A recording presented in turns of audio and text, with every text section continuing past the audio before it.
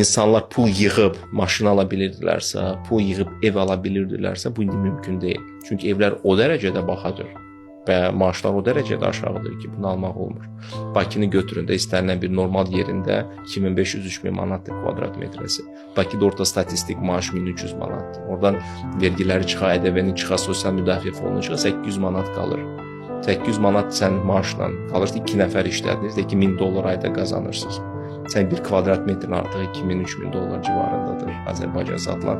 Əgər təmirini eləsən, mebelini alsan. Yəni ki, variant yoxdur bunu almaq. Və bu çox kədərləndiricidir. Bu bütün dünyada belədir, ABŞ-də də belədir, Avropada da belədir. Evlərin qiyməti o dərəcədə qalxıb ki, insanın ev almaq kimi imkanı yoxdur. Amma mən ev almağı çox vacib hesab edirəm. Çünki müasir mali iqtisadi propaganda onun üzərinə qurulub ki, neyinirsə ev alırsınız. Gedin kiraya qalın da, 1 il burada qalın, 2 il orada qalın, 4 il burada qalın, 5 il burada qalın. Amma bunun arxasında çox gizli və çox merkantil bir bankirlər marağı var. Bütün böyük hedge fondlar, BlackRock olsun, Blackstone olsun, ABŞ-də, onlar bütün evləri alırlar və kiraya verirlər. Onlar belə bir cəmiyyət yaratmaq istəyirlər ki, sən düşünürsən ki, səndə hər şey var, amma əslində heç nə yoxdur, heç nəyin sahibi deyirsən, hər şeyin sahibi onlardır. Bu köləliyin növbəti bir mərhələsi idi. Birinci köləliyin mərhələsi o idi ki, sən onlardan borca pul alırdın, gedirdin özü ev alırdın və 25-30 ildən sonra bu ev heç olmasa sənə qalırdı. Onlar indi deyirlər ki, o da lazım deyil.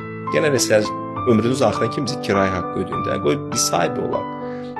Kirayə haqqı ödəyin və bu sizə kirayə hətta sizin indiki vəziyyətdə hətta ipotekanın ödənişindən daha ucuzdur. Çünki ABŞ-da indi ipoteka 8%-dən başlayır da, bütün bu inflasiyaya görə. İndi ev kirayə götürmək, ipotek götürməkdən daha sərf edir. Amma mən həmişə hamıya deyirəm ki, İngiliscə buna real estate deyilir, əmlak. Amma əslində bu royal estate olubdur. Yəni ki, kralların əmlakı olubdur. Və onlar indi bu sistemi qaytarmaq istəyirlər ki, əmlak yalnız royal familylərə, kral ailələrinə, top elitaya məxsusdur. Qalan hamısı sadəcə onların qulluqçususunuz. Onların icazəsi olarkən orada qalacaqsınız. Onlar isə yaxşı kirayə haqqı verəcəklər. Qalacaqsınız, yaxşı kirayə haqqı verməyə qalmayacaqsınız.